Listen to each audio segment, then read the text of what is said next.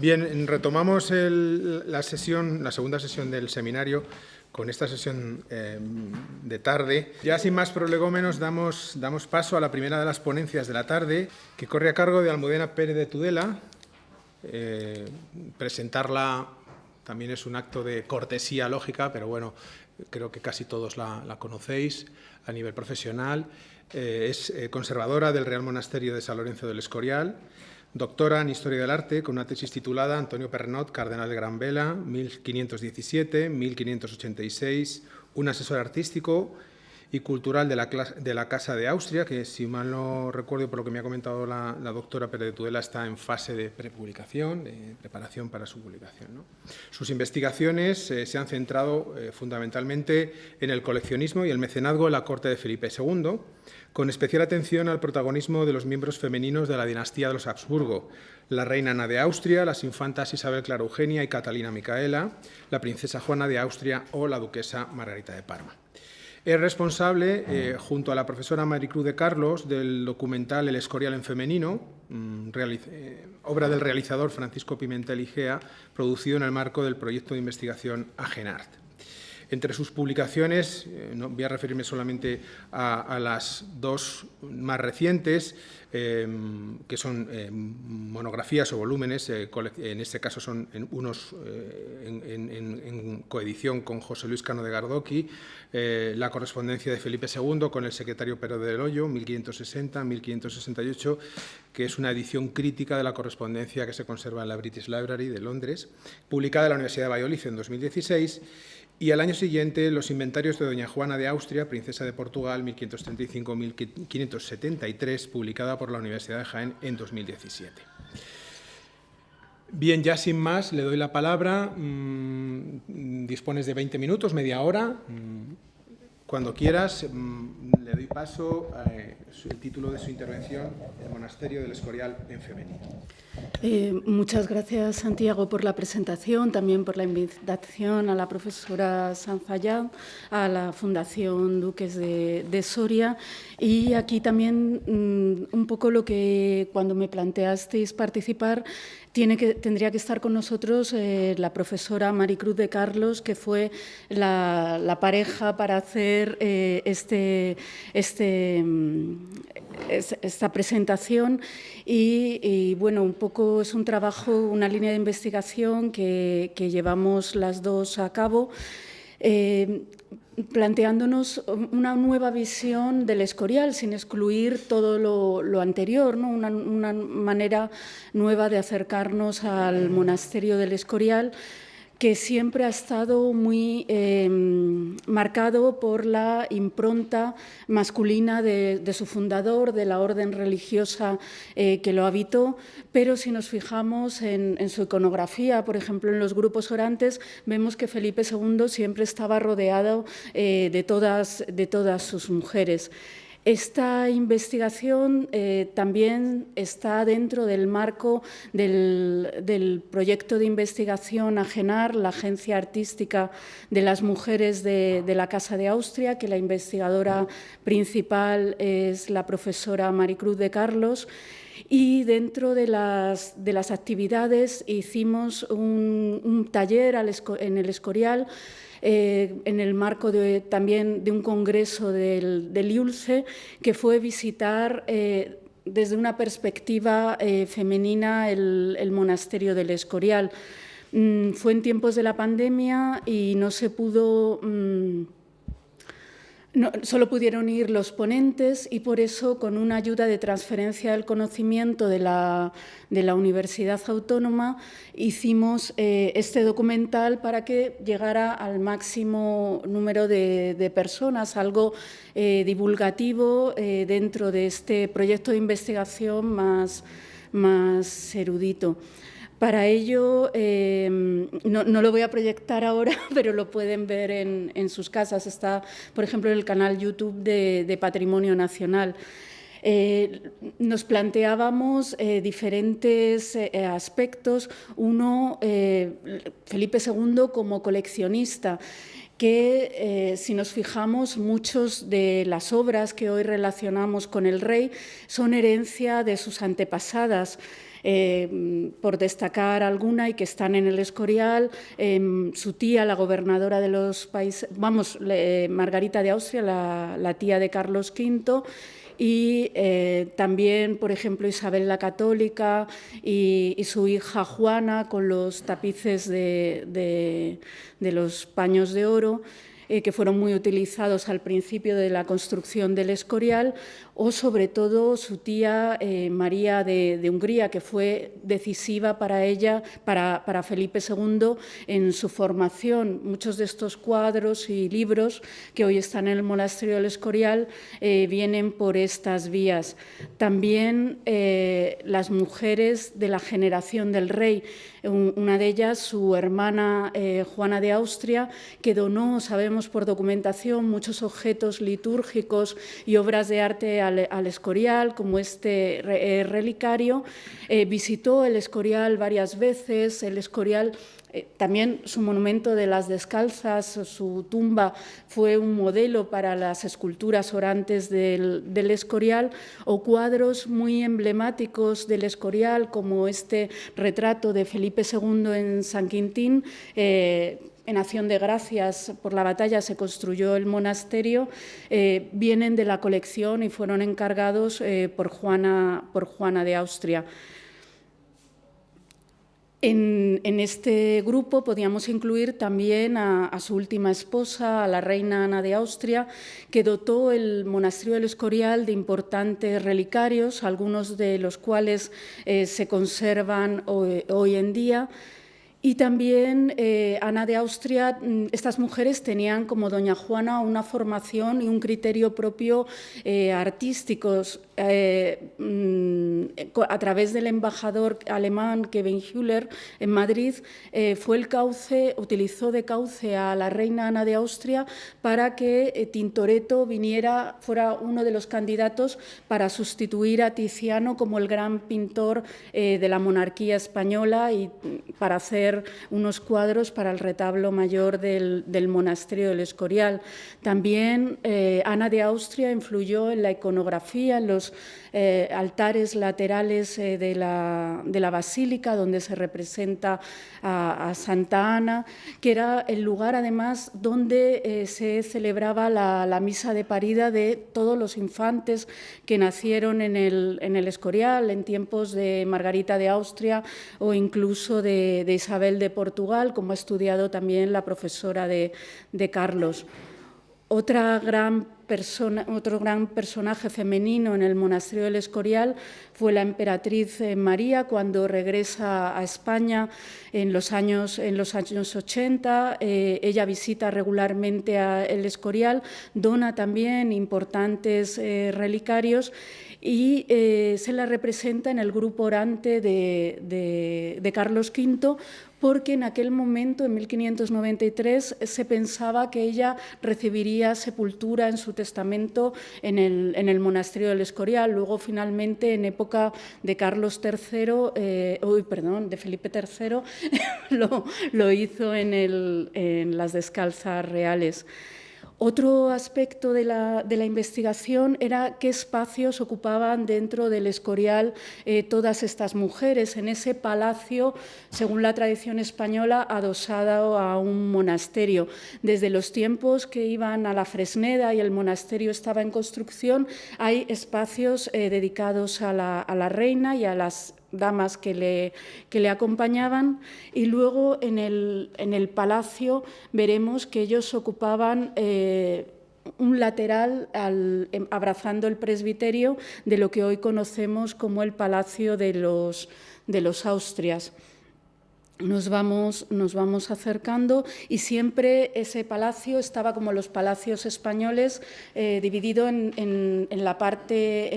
de la Casa del Rey en torno a un patio central y simétricamente la Casa de la Reina. Esto se mantiene también en el Escorial. Vemos el mango de la parrilla a menor altura respecto a la mole del monasterio, y esta es la perspectiva de las habitaciones de las reinas, con la torre que todavía hoy se sigue llamando Torre de Damas, porque allí es donde estaba también la camarera mayor y muchas de las damas a la que se accedía por esta escalera que hoy está tapada por las habitaciones de Carlos IV. También en la galería existía, para comunicar con estas habitaciones, la escalera de la reina,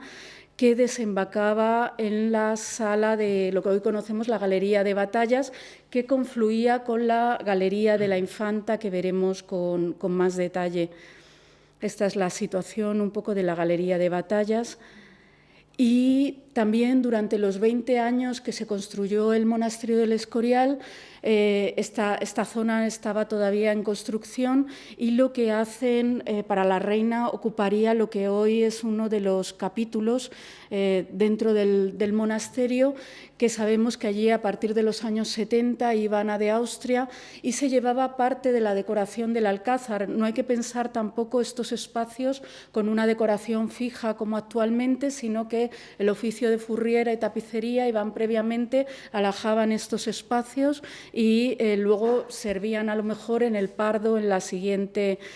jornada. Toda esta parte, esto es un dibujo de los años 70 del siglo XVI, que la parte de la reina, de las habitaciones de la reina y la torre de damas están todavía en construcción. Ana de Austria muere en 1580 y es Isabel Clara Eugenia, la hija preferida del rey, quien ocupa todas estas habitaciones destinadas a la reina, que hoy las vemos con una reconstrucción de la decoración de principios del siglo XX, pero es una decoración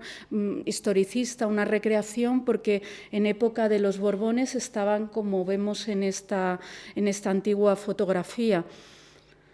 Esto se comunicaba con su oratorio, con la basílica, y a la hora también de conocer esos espacios, otro que nos planteábamos, otra cuestión, era cómo estaban decorados. Desgraciadamente, en la parte femenina hay muy pocas fuentes respecto a la parte del rey, y el único que sabemos es el cuadro, con certeza, que decoraba el altar de la infanta, que era esta Santa Catalina que hoy está en el Museo del Prado, y conforme a esta información, lo que sí que hemos hecho, gracias a Manuel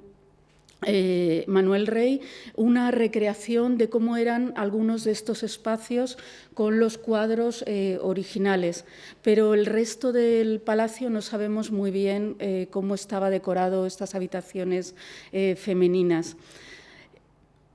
En la planta superior, con el número 14, está la Galería de Batallas y la que denomina el padre Sigüenza la Galería de la Infanta, que era una galería de tipología renacentista, donde ella desarrollaba parte de su vida, como la Galería del Rey, que también visitaba. La hemos estado intentando un poco reconstruir con evidencias que tenemos del suelo original, que todavía se conserva, pero este espacio fue muy modificado en época de los Borbones. Lo que sí que sabemos es que el rey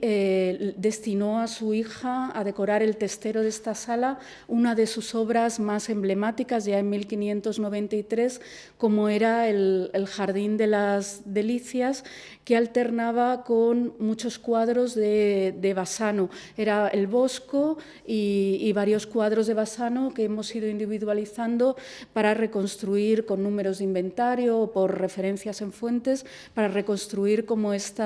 era esta decoración. Estos son algunos de los cuadros que estaban en esta galería, que están entre el Prado y Patrimonio Nacional, y esta es la visión actual del Palacio de los Borbones, muy modificada,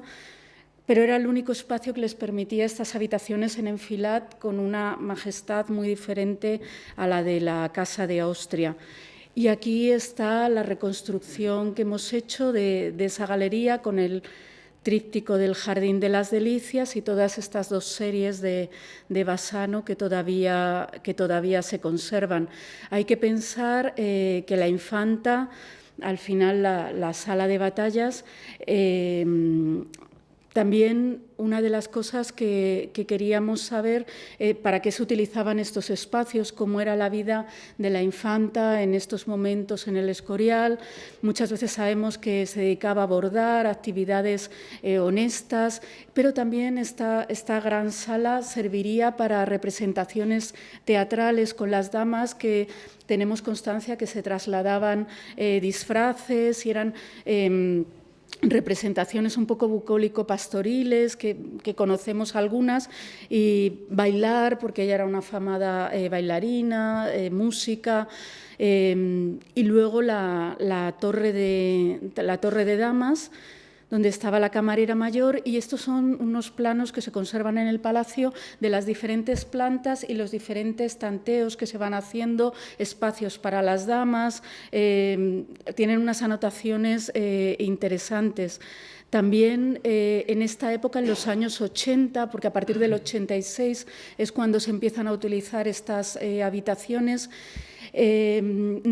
están indefinidas, están las damas y las mujeres que acompañaban a la infanta, pero también pintores como Federico Zúcaro nos cuentan que tenían su taller en esta parte del Palacio de la Reina, que la familia real les iba a visitar, y en estos momentos también era una ocasión en que la etiqueta palaciega se relajaba y podían posar para varios pintores, por ejemplo, para Juan Caraca, enviado por su hermana Catalina Micaela, o lo vemos con el cuadro anterior de Magdalena Ruiz, con estas mascotas que también nos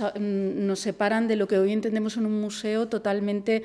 estático. Aquello era un palacio con muchísima vida. Para conocer un poco la calidad, la formación de la infanta, tenemos piezas de su colección, como esta arqueta que le regala a su cuñado y que luego ella dona al Escorial, y sabemos que ella visita frecuentemente los encargos artísticos de su padre, ve cómo distribuye las colecciones de arte, hablaban frecuentemente del Bosco, y por eso Isabel Clara Eugenia tenía una formación solidísima en materias artísticas, y no nos debe sorprender que fuera la gran protectora de Rubens en los Países Bajos. Da su opinión a su hermano de los relicarios, incluso le dice que tenga cuidado cuando se colocan los grupos orantes, que no se le hundan. Estos son diferentes altares donde sus damas se casaban, donde tenían el oratorio de damas, que hemos ido buscando las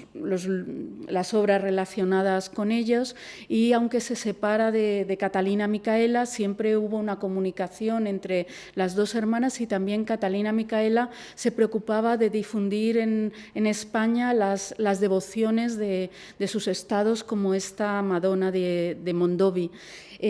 Esta tradición, estos espacios son utilizados por las siguientes reinas, como Margarita de Austria, que falleció en el Escorial. Y también sabemos que se daba una educación muy especial, no solo a las infantas, a Isabel Clara Eugenia, que recordaba la galería de paseo con los mapas que tenía su padre, sino a personajes como Ana Mauricia. Su preceptor cuenta, Diego de Guzmán, cómo los frescos y la biblioteca era un lugar donde los infantes, sobre todo Ana Mauricia, pero también Felipe IV, se formaron, o Felipe III con las colecciones también de su padre. Isabel de Borbón también continúa muy ligada al monasterio del Escorial. Nacen allí varios de sus hijos, y en su oratorio privado tenía copias de los santos, de los altares comunes de parejas de santos de Navarrete el Mudo. Y otra de las reinas, que ya es un hito en relación con el monasterio del Escorial, es Mariana de Austria, en la minoría de edad de su hijo, que cuando hubo el terremoto terrible incendio de 1671, gracias a su decisión, se volvió a reconstruir el monasterio del Escorial, colaboró muchísimo en su decoración y algunas de las piezas que hoy conservamos son donativo de ellas. Hay muchas piezas que están documentadas por los documentos, pero que desgraciadamente no han llegado a nuestros días. Otras mujeres, no solo fueron la familia real, sino otras mujeres como Bianca Capello regalaron obras importantes, o la reliquia de la Sagrada Forma, una de las más significativas, llegó al monasterio del Escorial gracias a Margarita de Cardono, a otras damas. El tercer apartado son las artistas que tuvieron relación con el monasterio del Escorial, y una de las primeras que viene en el imaginario colectivo a la gente es Sofonisba, pero realmente nunca estuvo Sofonisba en el Escorial, pero sí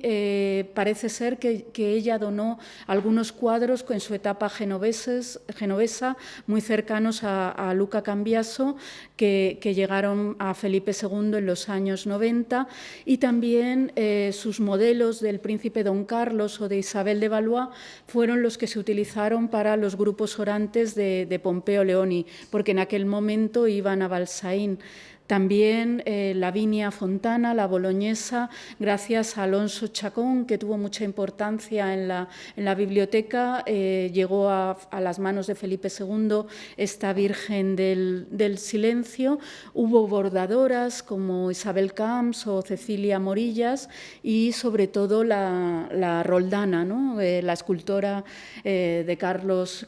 II la hizo escultora de cámara y donó esta magnífica escultura al monasterio del Escorial. Entre las artistas también hubo algunas bruñidoras para los bronces, para la campaña ya a mediados del siglo XVII del Panteón del Escorial, que ya para terminar, como sabéis, allí están enterradas los reyes y las reinas que han sido madres del rey, o sea, la importancia también de las reinas como continuadoras de la dinastía. Y algunas de las piezas que hoy conservamos, como este terno de las calaveras funerario que hoy se usa en los funerales de los reyes de España, en realidad fueron realizados para los funerales de las reinas desde Ana de Austria en adelante. Y bueno, esta es un poco, muy rápidamente, la visión que queríamos dar del Escorial femenino. Todavía hay muchas cosas que investigar, muchos puntos para aclarar, pero eso es un poco lo que os quería contar. Muchas gracias.